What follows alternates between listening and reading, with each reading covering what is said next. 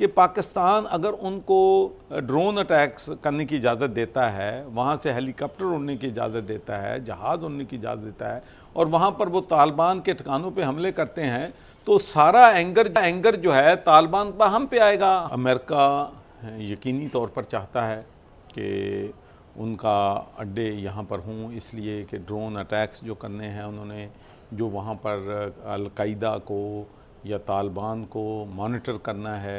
CIA के जो director हैं उन्होंने पिछले दिनों पाकिस्तान का दौरा किया और बिल्कुल ये खुफिया रहा दौरा।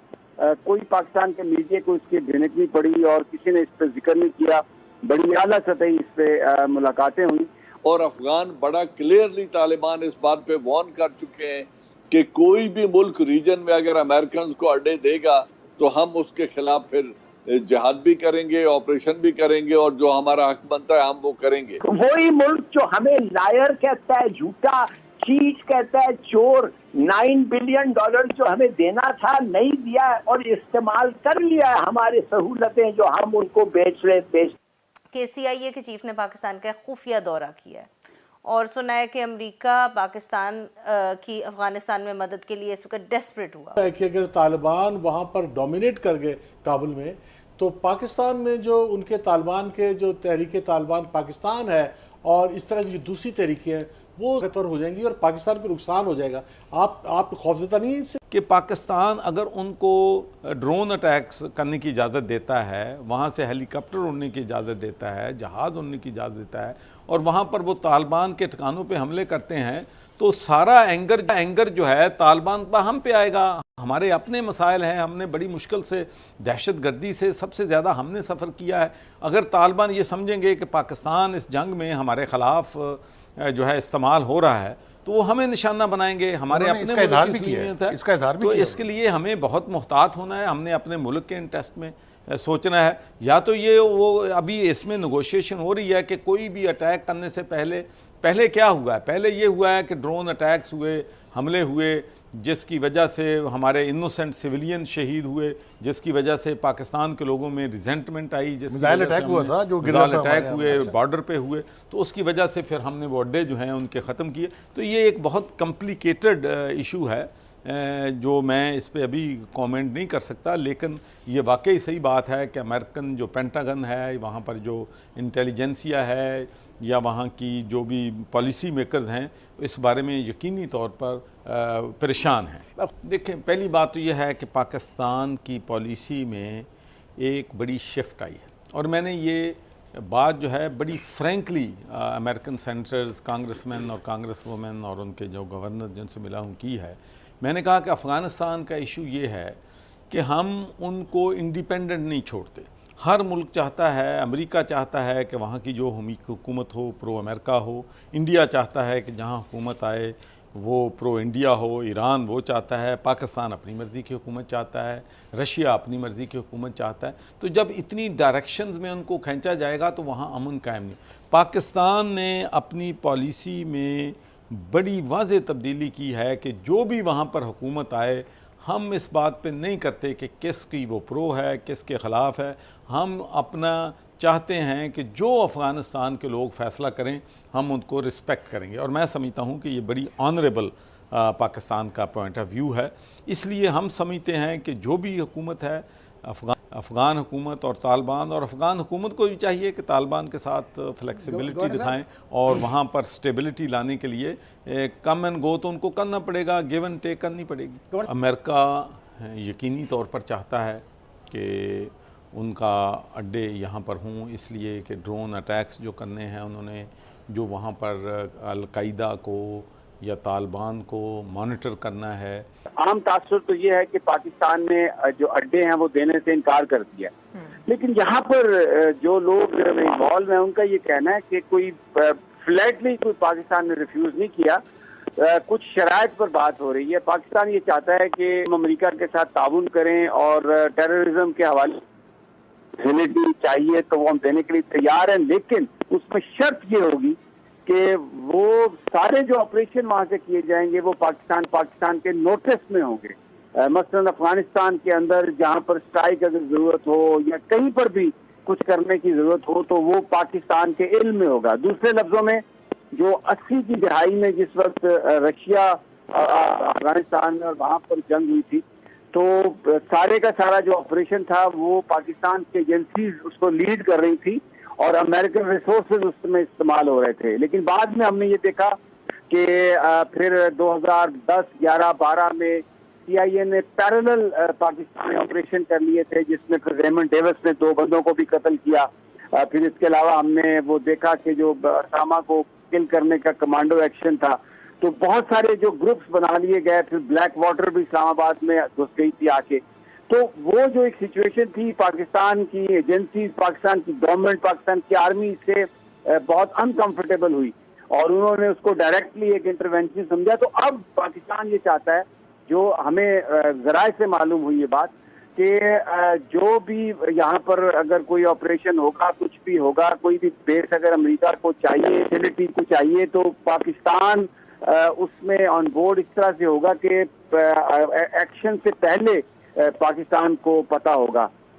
और इसके अगर ये शरायत अमेरिका मान जाता है तो हमारे पास यहाँ पर ये इत्तला है कि पाकिस्तानी जो हैं वो इस पर गौर कर रहे हैं और इस पर वो फैसिलिटी अमेरिका को दी जा सकती है। बड़ा ये संगीन मामला है, क्योंकि इसका रिएक्शन बहुत हो सकता है। अगर कोई अफगानिस्तान में कोई टारगेट, खुदा न खास्ता अगर कोई ऐसा हो जिसमें सिविलियन कैजुअलिटी हो, तो फिर वो एक पाकिस्तान और अफगानिस्तान के दरमियान ताल्लुकात के हवाले से भी एक वो बयान होगा। लेकिन जो एक इम्पोर्टेंट बात थी कि CIA के जो डायरेक्टर हैं, उन्होंने पिछले दिनों पाकिस्तान का दौरा किया और बिल्कुल ये खुफिया रहा दौरा।